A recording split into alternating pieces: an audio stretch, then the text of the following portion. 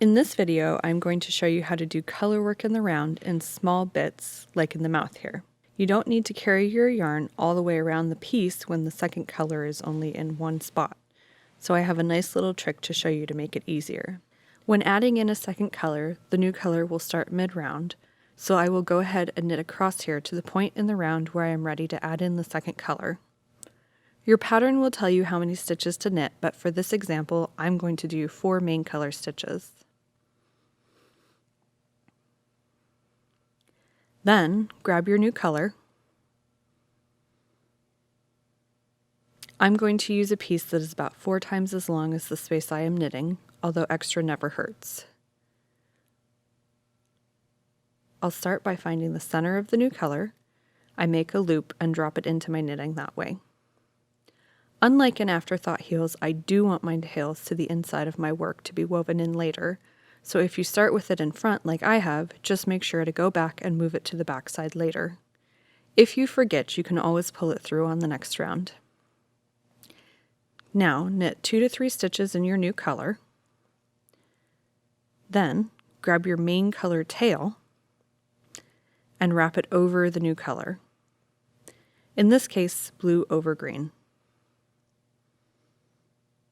Then, knit 2 to 3 more stitches in green, or your new color. Grab your blue and wrap it over the green again. At this point, I like to check and make sure the floats are loose. Continue this 2 to 3 stitches wrap yarns until you have knit as many stitches in your new color as called for. Here I did 8. Then, switch back to your main color and finish up your round.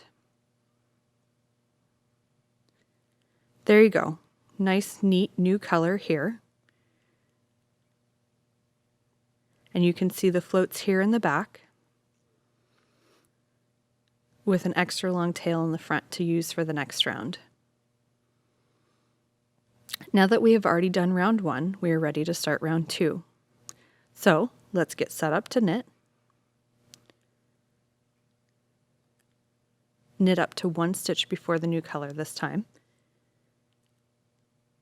Then do the same wrap thing you did with the floats.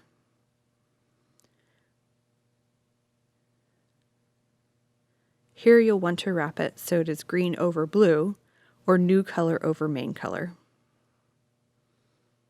Then, knit the last stitch in the main color.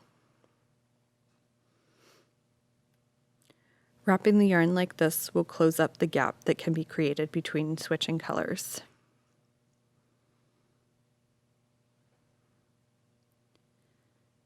Now I will loosely join in the green and begin to knit.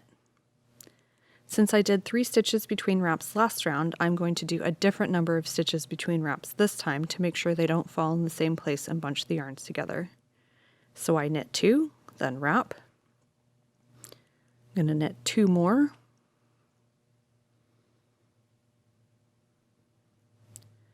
Then wrap. At this point again, I'll check, make sure the floats are fairly loose. Now I will do 3 stitches and wrap and finish up with the final stitch in the new color. I like to tug the tails from the round below to even everything up, and then I'm going to continue with the main color.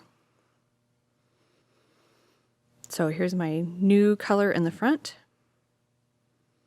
You can see my floats in the back are loose but not gapping, and in different spots on each round. You can see my floats are fairly loose so that I can add in some stuffing behind and the new color won't misshape the piece. If your joins are loose, you can tug down and tighten them up and knot the ends together when you weave them in. For a mouth, you would do this once, but if you're doing a bigger spot of color, you would just repeat this, keeping in mind you can get 2 rounds of new color per piece of yarn.